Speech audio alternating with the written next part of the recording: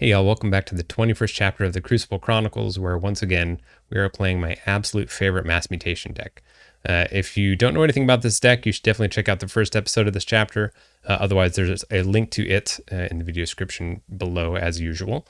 We are going to be playing this deck until such a time as Dark Tidings is released, in the US at least, and hopefully that will be soon, but we'll see. We'll figure out when that is.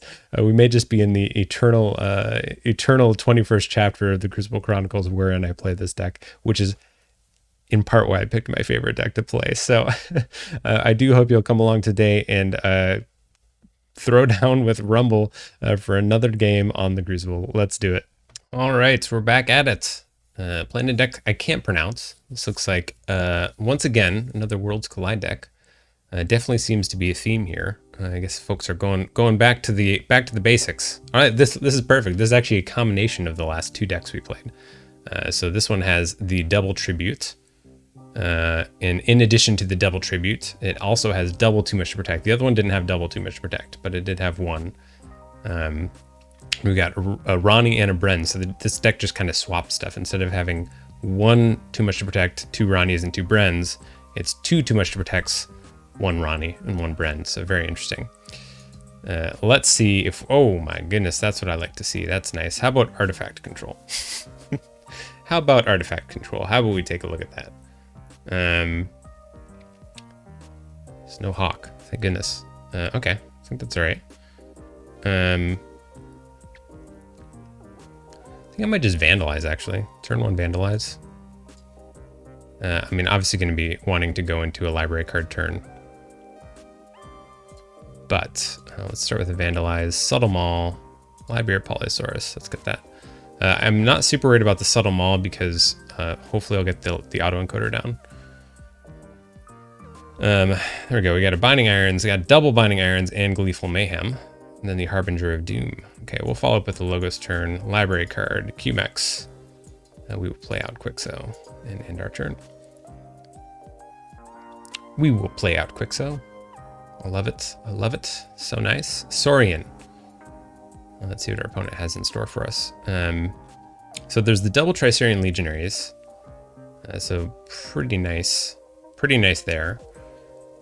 Kills Failing Strike. Okay, here we go. Failing Strike to take out Quixo. And then we have the tributes onto Livia the Elder. I wonder if this deck is like trying to build up the tribute stuff. And then like can go into the too much protect, in which case that's kind of cool. We'll go ahead and shoulder id. I think we just pop our own QMEX, play out Francis, Dino Thief. I think I'm actually gonna pop this Questor Jarda, and we'll take that out. We've got a QMEX, we got a Song of the Wild. Again, so we haven't managed to line up Song of the Wild into Ghost Hawk yet. So that is definitely a bummer. Definitely a bummer. We've got Ronnie. We got the Saurian plant. Could just do some ransacking. Clear the board. I do like having the Harbinger down though. That's kind of nice. There's also the Kymor. So definitely want to worry about that. Is there an Exhume? No Exhumes. There's also Hysteria. So let's just go Shadows. I think we're just going to clear this board. We'll Reap. We'll fight. We'll fight. Clear the board. We'll ransack 4. Ooh, yikes. That's what I'm talking about. Hit a Vandalize. So that's nice. That's nice. Puts us up to 5. Would be great to be able to get on to check, but I don't see how we're going to do that. I don't see how we're going to do that right now. Trisaurian Legionary awards the Raptor. We'll go Untamed. We are not going to pick up our Archives. We'll play out Gloriana's Attendant. We will Song of the Wild to deal 2 damage. Doesn't really matter. There we go. Lost in the Woods with the Fandangle. Got our first Lost in the Woods. We found our second QMEX. That is huge. Absolutely love it. Absolutely love it.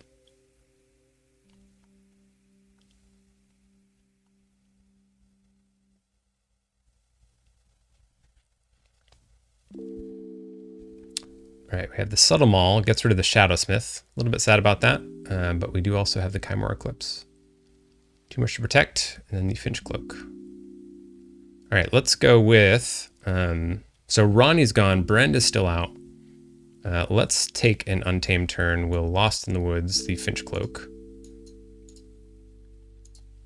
And then play out the Pismire. So this puts us at 7. Oh my goodness, we have so much. We have so much that we like to see. We got the BDQ. We have Hide. Okay, Hysteria. All right.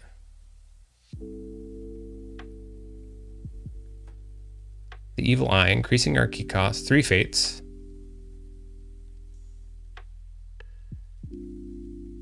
Purges the Brend. Very interesting. I think we go Untamed. We're still just going to play this out. Yeah, we're just going to play this stuff out. I actually quite like this. I don't want to go too high. And right now, we once again have the threat of this Fandangle, which I quite like. We got the Tricerian Legionary coming down. We'll see if that tribute hits the board.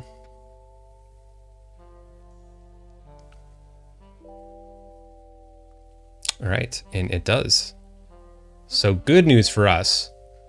We get some value out of this Fandangle. We're going to take logos. We're going to pick up our archives. We're doing it. We're finally doing it. We are going to pop the library card. Yes. We're going to Neurosiphon. We're going to deal the damage right there. Going to play out a QMEX. Play out another QMEX. Play out, I guess, Hide to the right. The autoencoder. Let's see here. Oh, these are all coming out into play ready. I forgot about that. I guess we'll put out the Infomorph. Can we get to Vellum? Because that would be ideal. Let's do this. Okay, so I guess we don't. We draw.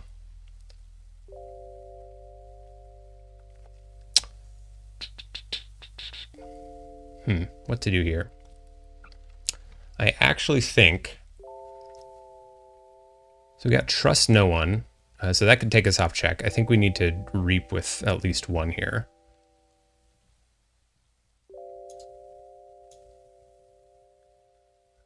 We'll reap with 1.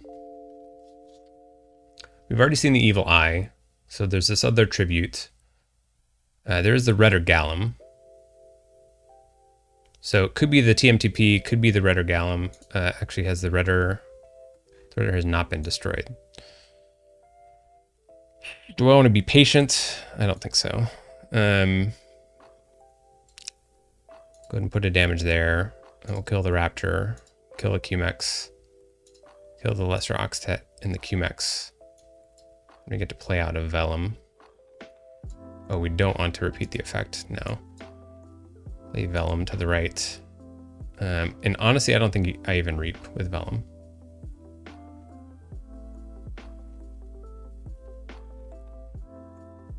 Or do I?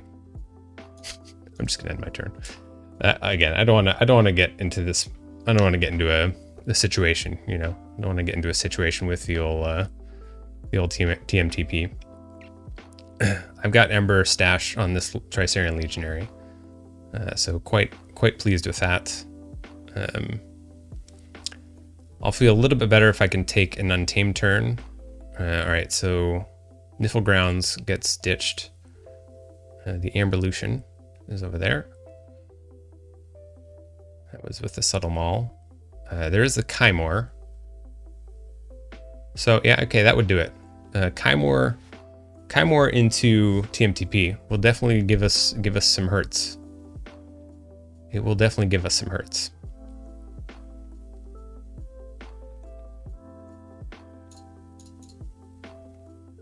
Because there are 2 Kymors. Trust no one to steal 1. I presume they don't have it then. Nice. So we do get the Forge. We have Lost in the Woods here, so I think what we do is we take an Untamed turn. We take an Untamed turn, force them to pay the full amount.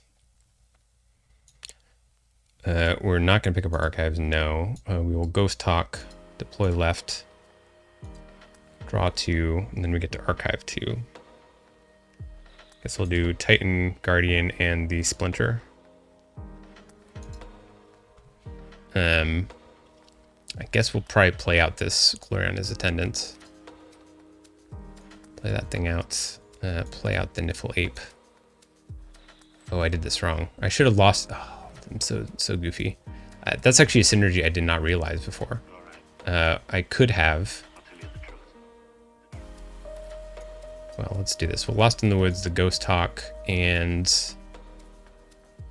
I guess the Glorion as Attendant. That's actually pretty goofy. I shouldn't have done that. End our turn there. Man, I really don't learn, do I? I should have played the Cephaloist.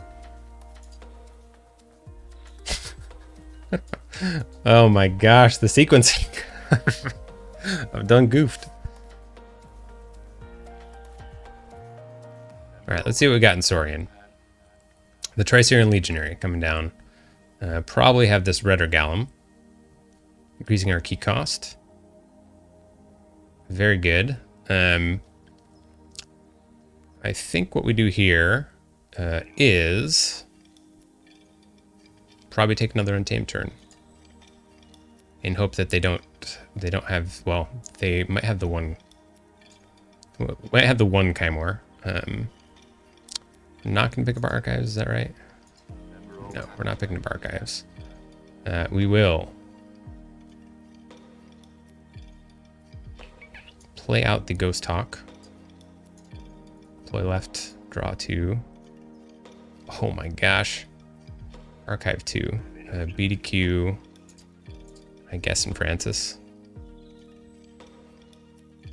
Play out Glorion as Attendant. Sure, to the right. Here's the thing. Oh, we got the concession. We did it. Oh my goodness. It's too much board. It's too much board.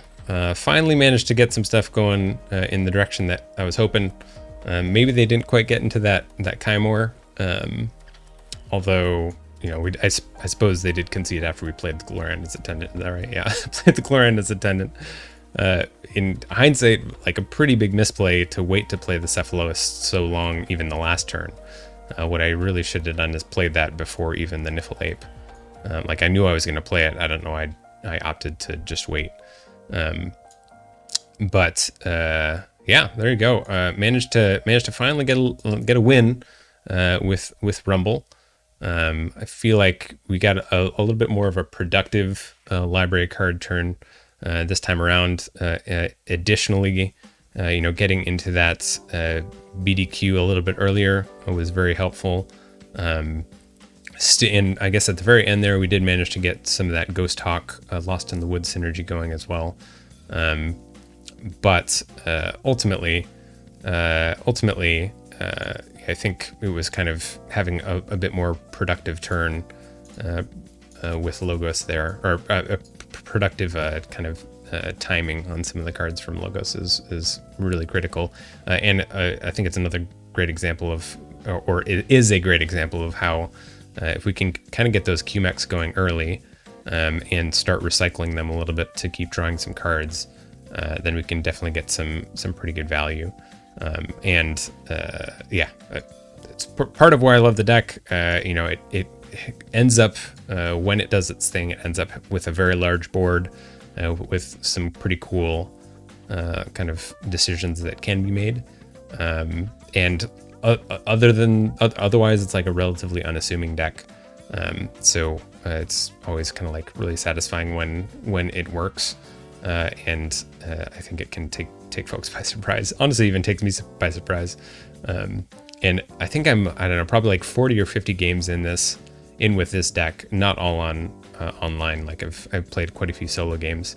But you know, it's interesting that they're like even today in this game, there was like that point where I was like, oh wow, like here's something that I could do differently, and it would, you know, provide some additional value here, or this would be a better kind of line of play. So I don't think necessarily that all decks are this way. Like I think there are definitely some decks where you play them a certain amount of times, and you're like, you pretty much know what you can do with the deck.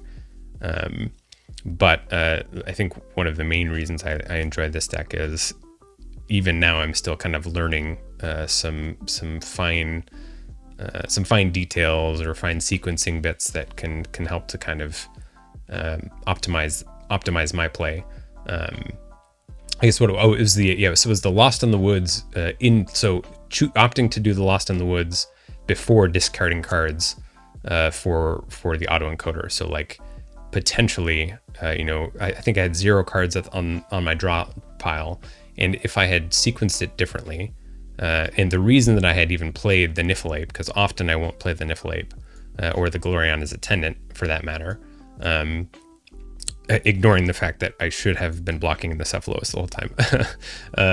Normally I discard the Gloriana's Attendant and the Niffle Ape, but I had opted not to, and I played them instead largely because I looked at my draw pile and saw that there was 0 cards there, so I knew that discarding them was going to provide no additional value to autoencoder, because if you're unaware, after a card is discarded from your hand, archive the top card of your deck. If you don't have a card on top of your deck, then you don't archive anything. So like at that point, it was like, it makes more sense to just play these out and have the board presence. In one way, it's like I was also planning to Lost in the Woods the Ghost Hawk, so I was anticipating maybe going back into Untamed. But the kind of the key point there was if I had first played Lost in the Woods, like played the Ghost Hawk, activated whatever I wanted to, then played Lost in the Woods, I could have sent the Ghost Hawk and maybe something else back into the discard pile, and then discarded the Niffle Ape and the Gloriana's Attendant, archived both of them, and then at the end of my turn, my discard pile would have flipped, and then I would have had cards to draw, because I think at that point I had less than 6 cards. Sorry for the little bit of long-winded recap here, but ended up being a shorter game, so I think it's kind of potentially useful / interesting to kind of talk through some lessons learned. And again, just constantly amazed with this deck how there are situations like that seem to happen, every couple games I play. I'm like, oh, I could do this differently, and it might make sense. It might make more sense in this situation. And I just kind of love the versatility when you have a deck that can give you those options, as opposed to just like, okay, well, this deck kind of only plays in this one way, or in maybe these 2 ways, but outside of that isn't necessarily super flexible. I think I will say this deck can, as we saw in the last 2 games, can struggle if it kind of draws things in the wrong way. It's certainly not like the deck just constantly always does this crazy, ridiculous thing. It's certainly vulnerable to some type of inconsistency as well. But I think it's also a type of deck that the more I play it, the better I get at dealing with the inconsistency, and that's definitely really rewarding to kind of look back on previous games, or like consider previous games that I played with this deck, and be able to think, okay, yeah, like if I were to play that now, knowing what I know about the deck and how I play the deck now, I would have changed how I went about certain things. But anyways, I hope this has been an enjoyable episode for you. I know it was for me, and it's not just because we got the W, but it is definitely satisfying and exciting to have the deck work a little more as I know it to often work. But yeah, that'll be it for today, and I will catch you all in the next video. I hope you have a splendid day, night, evening, morning, whatever time it is, whenever you're watching this, and I will catch you all later. So long.